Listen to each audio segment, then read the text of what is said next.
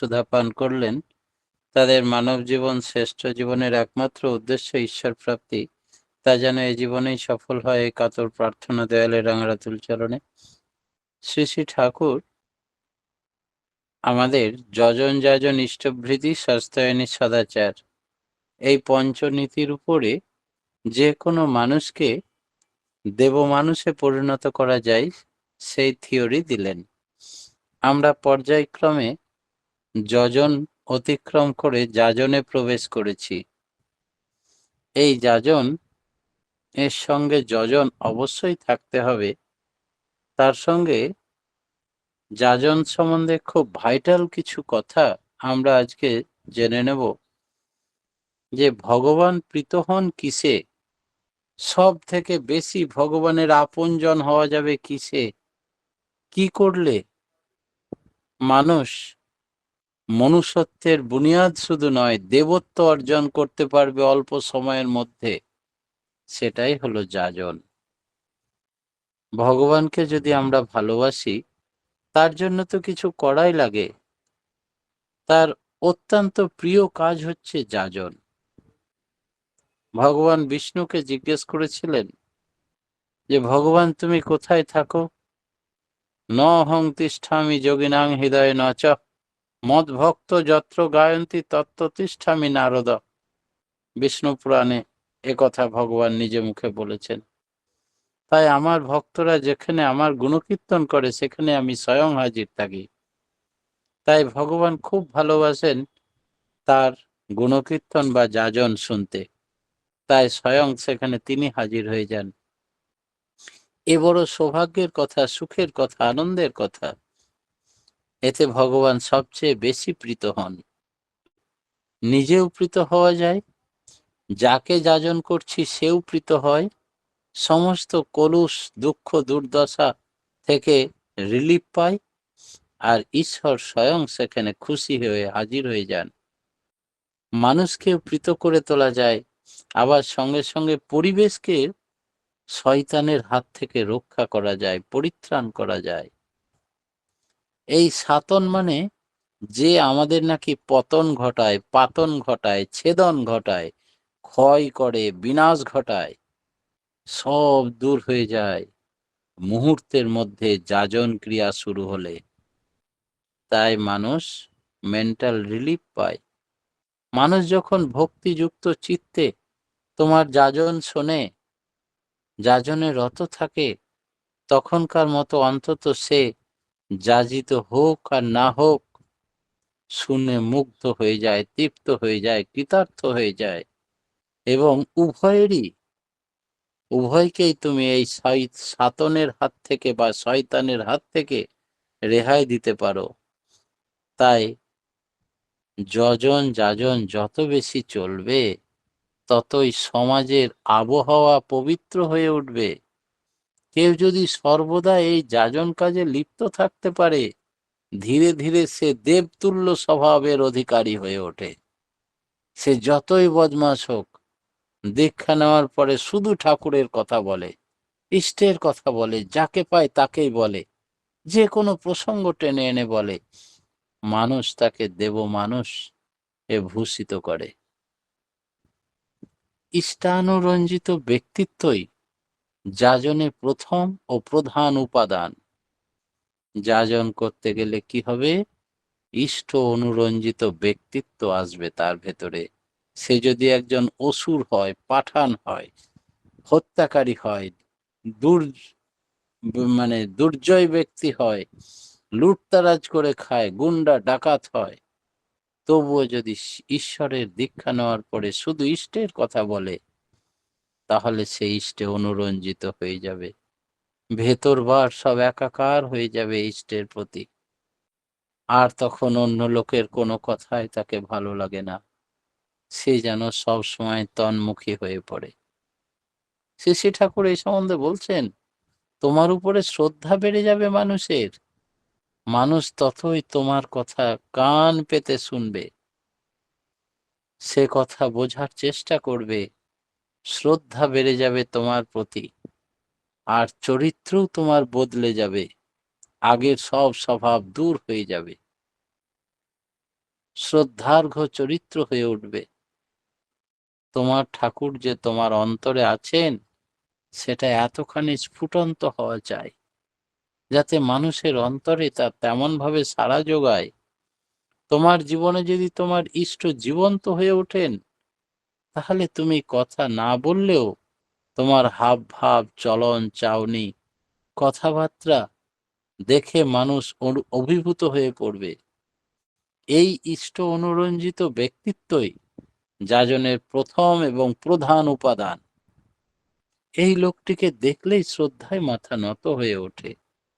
যতই কঠোর ক্রূরতা, হিংসা, দেশ চলুক, এই মানুষটি এসে গেলেই সবাই সব থেকে স্তম্ভিত হয়ে যায়, শ্রদ্ধা জ্ঞাপন করে। সে শুধু ইষ্টের মানুষ, এই তার পরিচয়। যাজন না করলে কি হবে? ঠাকুর বললেন, যাজন না করলে ভেতরের ভাব শুকিয়ে যায়, তোমার ভেতরের দেবতা ঘুমিয়ে পড়েন। দেখবেন যারা শক্তিমান, আচারবান, যাজন মুখর, তারা কত তাজা তত্তরে থাকে, সব সময় ক্লান্তি বোধই থাকে না। এই রকম লোকের সংখ্যা যতই বেড়ে যাবে সমাজে, ততই সমাজের মঙ্গল। তাদের পার্সোনালিটি এমন একটা অ্যাটমসফিয়ার তৈরি করে, যা মানুষের অনুরাগের উৎসকে শ্রেয় সন্দীপনায় উদ্দীপ্ত করে তোলে। এই চারিত্রিক দোতনায় স্ফুরণ না হলে শুধু কথাই মানুষের অন্তর স্পর্শ করা যায় না। তোমার ভেতর রঙিন হয়ে উঠবে ইষ্টের রঙে। ততই যাজনে মুখ খোলার সঙ্গে সঙ্গে এক নতুন পরিবেশ সৃষ্টি হবে, উদ্দীপ্তময়। যাজনেই তাকে পাওয়া যায়। ঈশ্বর প্রাপ্তির প্রধান উপায় হচ্ছে যাজন। আপনারা জানেন কবির দাসের কথা, যে কবির দাস কাশীতে গঙ্গার ঘাটে বসে শুধু স্নান করে পুণ্যার্থীদের একটা করে কপালে তিলক পরিয়ে দিতেন, আর শুধু যাজন করতেন, ঈশ্বরের কথা বলতেন। মানুষ যখন তৈরি হয়ে যেত দীক্ষা নেওয়ার জন্য, তখন তিনি কাতারে কাতারে মানুষকে নিয়ে গিয়ে দীক্ষা দেওয়া করাতেন। তিনি প্রথমে দীক্ষা দেওয়ার অধিকারী ছিলেন না। যাজন করার ফলে মানুষ তাকে ভগবান জ্ঞান করে। তুলসীদাসের মন্দির রচনা হয়েছে, তুলসীদাস কবির দাসের কাছে নিয়ে যেতেন দীক্ষা দেওয়ার জন্য, অথচ তিনি দীক্ষা দেওয়ার অধিকারী ছিলেন না।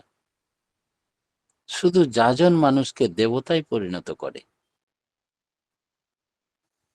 ঠাকুর বললেন, যাজন হচ্ছে to make the environment exalted to ইষ্ট through love, service and element. ভালোবাসা, সেবা, সন্দীপনার মধ্যে দিয়ে পরিবেশকে ইষ্টে উন্নত করে তোলা, এর নাম যাজন। বাক এর বিহিত প্রয়োগ মানুষকে মঙ্গলে যুক্ত করে তোলায় যাজন। সেই জন্যে সত্তাপোষণী কথার সত্তার আগ্রহ বাড়িয়ে তুলে ইষ্টকে সঞ্চারিত করে দেওয়াই প্রয়োজন। যাজন মানেই সৎ কথা, সৎ আলাপ আলোচনা, সৎ পরিচর্যার ভেতর দিয়ে মানুষ ভালো হওয়ার আকাঙ্ক্ষাকে উদ্দীপ্ত করে তোলা। আর সেই আগ্রহ যখন জাগে, তৎক্ষণাৎ মানুষকে ইষ্টের সাথে যুক্ত করে দেওয়া। যাজনের মতো টনিক আর নেই। এইটি জীবনের শ্রেষ্ঠ টনিক, টনিক এলেক্সিয়ার অফ লাইফ, জীবনের রসায়ন। একে এক্সপেরিমেন্টাল ফ্যাক্ট, পরীক্ষিত সত্য বলেছেন বড় বড় যোগী, মুনি, ঋষি, জ্ঞানীরা। খুব শীর্ণকায় মানুষও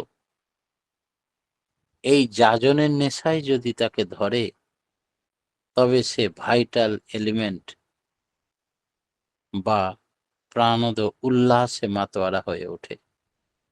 তখন তার শরীরে সব দুর্বলতা রোগ শোক দুঃখ দুর্দশা অভাব অনটন আপনি আপ সেরে ওঠে। যে আমার যাজন করবে সে আমাকেই পাবে, ভগবান শ্রীকৃষ্ণ গীতায়। আবার যাজন এমন একটা জিনিস, একমাত্র যাজনেরই তাকে পাওয়া যায়। সদা সর্বদা তার কথা বলো, তার চিন্তা করো, তার ভাবে ভাবিত থাকো। তোমার ভেতর ভার তার রঙে রঙিন হয়ে উঠুক। ঈশ্বর প্রাপ্তি আর তোমার দেরি নেই, অত্যন্ত নিকট। যাজনে মানুষকে কিভাবে আকৃষ্ট করব ঠাকুর? আমাদের যাজন শুনে কেউ আকৃষ্টই হয় না। শ্রী শ্রী ঠাকুর বললেন, ভাবগুলো ভালো করে মাথায় হজম করা লাগে, চরিত্রে আয়ত্ত করা লাগে। আর সঙ্গে সঙ্গে একথা স্মরণ রাখা দরকার যে যাজনটা হলো একটা ফিজিওলজিক্যাল অপারেশন, মনোবিজ্ঞান সম্মত কর্ম, যেখানে যখন যাকে যেভাবে যে কথাটা যতটুকু বললে হয় ততটুকুই বলতে হবে। উপযুক্ত সেবা ব্যবহার অভিব্যক্তির সঙ্গতি নিয়ে সঞ্চারণ অভিজ্ঞতাও চাই। সঞ্চারণ অভিজ্ঞতা যার যত সুন্দর ও সাবলীন, সে তত জনতাকেও তত প্রলুব্ধ করতে পারে। যাজন জটিল হবে না, খুব সোজা সরল কথা হবে। কতকগুলো বাহুল্য কথার আমদানি করলে যাজন হবে না, কিন্তু তাতে অনেক সময় ফল উল্টো হতে পারে। যাজন সংকেতের মধ্যে আমরা যে কথাগুলি দেওয়া আছে সেগুলি অভ্যাসগত চরিত্রগত করে ফেলতে হবে। যাজন করার পর আবার নিজেকে নিজে পুঙ্খানুপুঙ্খভাবে ভেবে দেখতে হবে, আমি সেই নির্দেশ মতো, ঠাকুরের নির্দেশ মতো যাজন করতে পারলাম কতটা, ব্যতিক্রমী হয়েছে কতটা। পরে আবার যাজন করার সময় ওই জাতীয় ভুল যেন আর না হয় সেদিকে লক্ষ্য রাখতে হবে। How to win friends and influence people, বন্ধু লাভের এবং লোক সংগ্রহে কি করে প্রভাবিত করার উপায়, এই বইটি ভালো করে পড়তে হবে। ওইসব নির্দেশ আচরণগত করে ফেলতে হবে। যদিও আমাদের প্রথম প্রথম ত্রুটি থাকবে, তাতে ঘাবড়াতে নেই। আত্মবিশ্লেষণ আত্মনিয়ন্ত্রণ ক্রমাগত চালিয়েই যেতে হবে। নিজেকে নিজে বারবার ভুল ত্রুটির গুলো আঙুল দিয়ে দেখাতে হবে নিজেকেই। এইভাবে ভুল ত্রুটি মুক্ত করতে হবে নিজেকে। যাজনের সময় সবচাইতে বড় লাভ আত্মশিক্ষা, অর্থাৎ নিজে নিজেই শিক্ষিত হয়ে উঠতে পারবে। যাজন সম্পর্কে যে যতই কৌশলী হোক না কেন, প্রধান কথা হলো কিন্তু ইষ্টের সঙ্গে অচ্যুত সক্রিয় যোগ। অর্থাৎ যাজন করতে গেলে অটোমেটিক নাম, অচ্যুত যোগ সৃষ্টি হয় ঈশ্বরের সঙ্গে, ইষ্টের সঙ্গে। সেইটি না হলে অন্য কিছু জ্ঞানই, যতই জ্ঞান থাকুক না কেন, সব নিষ্ফল হয়ে যাবে। আলোচনা প্রসঙ্গের পঞ্চম খণ্ডে কথা শ্রী শ্রী ঠাকুর বলছেন। যাজন সংকেত কিরকম? প্রথমত, কারো অহংকে আঘাত দিতে নেই, মানুষের ধর্মবোধ বা অন্ধবিশ্বাসকে নিন্দা করতে নেই, এটা মাথায় রেখে যাজন করতে হয়। দ্বিতীয়ত, কাহারও সঙ্গে মিশতে হলে প্রথমেই খুব অল্প সময়ের জন্য ভাব ভঙ্গি চালচলন তার সঙ্গে বন্ধুত্ব স্থাপন করা চাই। সঙ্গে সঙ্গে তার জীবনে কি কি চাওয়া আছে ঠিক ঠিক সেগুলো বুঝিয়ে দিতে হবে। তৃতীয়ত হচ্ছে, কেহ যখন কথা বলে স্থিরভাবে ধৈর্য সহকারে তার কথাগুলো শুনতে হবে। অনেকক্ষণ ধরে হয়তো বলছে, তবুও ধৈর্য নিয়ে শুনতে হবে, এটা যাজনের একটা অঙ্গ। আলতু ফালতু কথা বলছে এবং যার কোনো মানেই হয় না, তবুও নিষ্ঠা সহকারে হাতজোড় করে শুনতে হবে। তার কথার উপরে তাকে কথা বলতে দেব না, আমি আমার কথা চাপিয়ে দেব, তাহলে সেখানেই যাজন ভ্রষ্ট হয়ে যাবে। কথাবার্তার ভেতর যা কিছু, তাকে প্রকৃত তার পরিচয় সে ব্যক্ত করে ফেলে। তাতে আদর্শের প্রতিষ্ঠা করতে পারা সহজ হয়। এমন সূত্রগুলি সহানুভূতি সহকারে সূক্ষ্ম বুদ্ধিমত্তার সঙ্গে সংগ্রহ করে নিতে হয়। তাই কথা বলা থেকে কথা শোনাটাই যাজনের বড় অঙ্গ। চতুর্থত, মানুষের অন্তর্নিহিত চাহিদা, ডিজায়ার, এটা জানতে হবে। ভাবগুলিকে যথোপযুক্ত অনুধাবন করে তদনুপাতিক তা পরিপূরণের জন্য তোমাকে সেইভাবে উন্নীত করতে হবে, আদর্শে উদ্গ্রীব করে তুলতে হবে। কেউ হয়তো তার ব্যবসায় লসের কথা বলছে, ঘন্টার পর ঘন্টা। সব শোনার পরে ঠাকুর এই সম্বন্ধে বলছেন পঞ্চনীতি ব্যবসায়ের, এইগুলো একটু উল্লেখ করে বুঝিয়ে দিলেই তাহলে ব্যবসায় লস হবে না। তখন সে সেটা শুনবে, আগ্রহ সহকারে জানবে, বলবে একটু লিখে দেবেন। এইভাবে তার অভাব, ডিজায়ার শুনতে হবে, তারপরে তার সমাধান ঠাকুরের আদর্শে দিতে হবে। মানুষের অন্তর্নিহিত ভাব আগে জানতে হবে। চাহিদা বা ক্ষুধাকে অবলোকন না করে তোমার ভাব জোর করে চাপিয়ে দিবে, তা কিন্তু শুনবে না সে।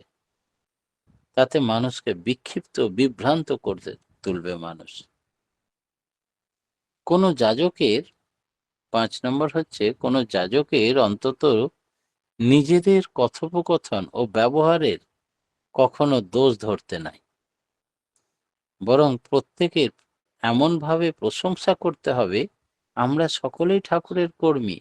লোকাল কর্মীর সম্বন্ধে হয়তো বিরুদ্ধে ২-৪টে কথা সে বলতে পারে, তখন সেটা প্রলেপ দিয়ে বলতে হয়।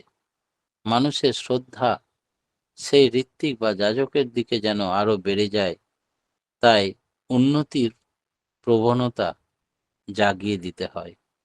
অযথা তাকে কোনো কুচর্চা বা কোনো কুপ্রশংসা করতে নেই। মানুষের পক্ষে সাধারণত দেখতে পাওয়া যায় যে মানুষ যেন সুন্দর হয়ে ওঠে, কুৎসিতকে ঢেকে মানুষের মহিত করে দেয়, এমনতর ঋত্বিক বা যাজকের গুণকীর্তন করতে হয়, যাতে করে তার শ্রদ্ধা ভক্তি বেড়ে যায়। যতদূর সম্ভব যতক্ষণ ওই প্রশংসা বা গুণকীর্তন করা উচিত, ততক্ষণ পর্যন্ত নিজের আদর্শে ধাক্কা না লাগে এমনভাবে প্রশংসা করাই শ্রেয়। বড় বড় মানুষের অবনতি ও পতনের লক্ষণ কি তা বলে বোঝাতে হয় না।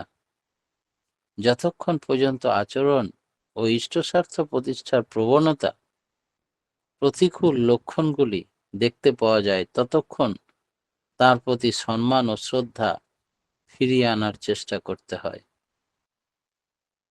প্রত্যেকের চলন চরিত্র যেন ইষ্টানুগ, ইষ্টস্বার্থ প্রতিষ্ঠার প্রতিকূলে যদি দেখা যায়, তখনই তা অনুকূলে ফিরিয়ে নিয়ে আসতে হবে।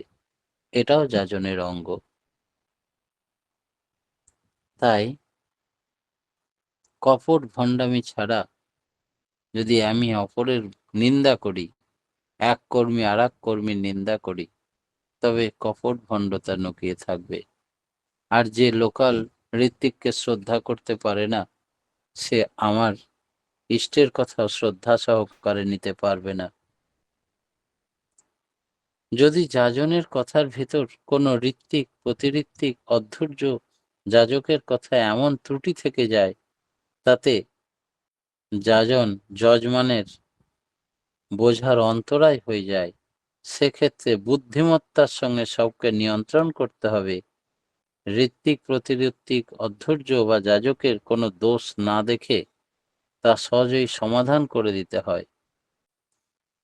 যাজন করতে গেলে এক প্রকার সহানুভূতি বা সেবাপূর্ণ সহজ নম্য ভাব নিয়ে যাজন করতে হয়, যাতে প্রত্যেক সত্তার অন্তরে অন্তরে আদর্শ প্রাণতা জেগে ওঠে। আর যে মানুষের মঙ্গললিপ্সু হয়ে ব্যক্তিত্বকে আদর্শে প্রতিষ্ঠায় উন্মুখ হয়, সে তোমার প্রতিও তার ভাব, ভালোবাসা, বাক্য, আচরণ এর পরিবর্তন এবং শ্রদ্ধা প্রাণস্পর্শী লক্ষ্য করা যাবে। তাই তুমি বেকুবি সরলতার অথবা বাধার সৃষ্টি না করে তার সমস্ত মনের কথা উজাড় করে শোনো এবং তেমনভাবে তাকে পরিচালনা করো। যজমানের কোনো বিষয়ে দুর্বলতাকে, বিশেষভাবে ব্যতিক্রমী কোনো প্রকার ঘৃণা, আঘাত না থাকলে সেই দুর্বলতা বা সহজ পরিহার্য তার নিজের প্রকার দুর্বলতা এতটুকু আদর্শ প্রাণতা হয়ে যেন সহজেই তা বুঝিয়ে দেওয়া যায়, উদ্বুদ্ধ করা যায়, ভাব, ভঙ্গি, ব্যবহারের পরিবর্তন এনে দেওয়া যায়। নজর রাখতে হবে তোমার অনুমান, তোমার বোধ ঐশ্বর্যকে অবদলিত না করে। মানুষের দৈনন্দিন জীবনের অবস্থা, অভাব, প্রয়োজনের দিকগুলি মিষ্টি সহানুভূতি সহকারে সেবার মাধ্যমে মীমাংসা করে তা পরিপূরণে আকৃষ্ট, উদ্বুদ্ধ করে তোলাই যাজনের কাজ। প্রত্যেককে ইষ্টপ্রাণ করে তোলো। ইষ্টের বিরুদ্ধে কোনো কথা বা ইষ্টপ্রাণ গুরু ভাইদের বিরুদ্ধে কোনো কথা তুমি একেবারে মন থেকে মুছে দাও যাজনের মাধ্যমে। পরম পিতার রাঙারাতুল চরণে প্রত্যেকের সার্বিক মঙ্গল প্রার্থনা জানিয়ে আজকের মতো আমি আমার ক্ষুদ্র বক্তব্য এখানেই শেষ করলাম। জয় গুরু। জয় গুরু দাদা। আজকে আমরা খুব সুন্দর আলোচনা শুনলাম যে যাজন করলে ঈশ্বর প্রাপ্তি হবে, ঈশ্বর খুশি হবেন যাজন করলে, ভগবানের গুণকীর্তন করলে ভগবান সবচেয়ে বেশি খুশি হন, আর মানুষ প্রীত হন, পরিত্রাণ পায় যাজন করলে। যজন যাজন বেশি পরিবেশটাকে পবিত্র, যত বেশি করা যায় তত পরিবেশটা পবিত্র হয়ে ওঠে। ইষ্ট রঞ্জিত ব্যক্তি হবে যাজন করলে, শ্রদ্ধার্ঘ ব্যক্তি হওয়াও যায়। যাজন না করলে ভেতরের ভাব শুকিয়ে যায়, অন্তরের ঈশ্বর ঘুমিয়ে পড়ে। যাজন মানুষকে ঈশ্বরে পরিণত করে। সত্তা পোষণী কথা বলতে হবে। জীবনের শ্রেষ্ঠ টনিক হচ্ছে যাজন। শীর্ণকায় মানুষ যাজন করলে সমস্ত দুঃখ, দুর্দশা, অসুখ তার সেরে যায়। মনোবিজ্ঞান সম্মত বিদ্যা হলো যাজন। যাজন করার পর নিজেকে আত্মবিশ্লেষণ করতে হবে, তবেই আত্মনিয়ন্ত্রণ হবে এবং আত্মশিক্ষা লাভ হবে। মানুষকে অন্ধবিশ্বাস মানুষের অন্ধবিশ্বাসকে আঘাত না দিয়ে যাজন করতে হবে। মানুষের চাহিদা বুঝিয়ে দিতে হবে, স্থিরভাবে সহ্য সহকারে কথা শুনতে হবে এবং মানুষের অন্তরের চাহিদা জানতে হবে। কোনো যাজকের নিন্দা, দোষ, ত্রুটি ধরতে নেই। যাজনের সময় সেবা এবং সহানুভূতি নিয়ে যাজন করতে হবে। খুব সুন্দর আলোচনা দাদা। আমরা সমৃদ্ধ হলাম, আমরা অনুপ্রাণিত হলাম, আপ্লুত হলাম, উদ্বুদ্ধ হলাম আপনার এই যাজনের কথা শুনে। পরমপিতা রাঙারাতুল চরণে আপনার সার্বিক মঙ্গল প্রার্থনা করি দাদা। আপনি খুব ভালো থাকুন, সুস্থ থাকুন এবং পরমপিতাকে নিয়ে আনন্দে ভরপুর হয়ে থাকুন, এই কাতর প্রার্থনা করি দয়ালের রাঙারাতুল চরণে। জয় গুরু দাদা, ভালো থাকুন দাদা। এখন ভক্তিগীতি পরিবেশন করবেন শ্রীমৎ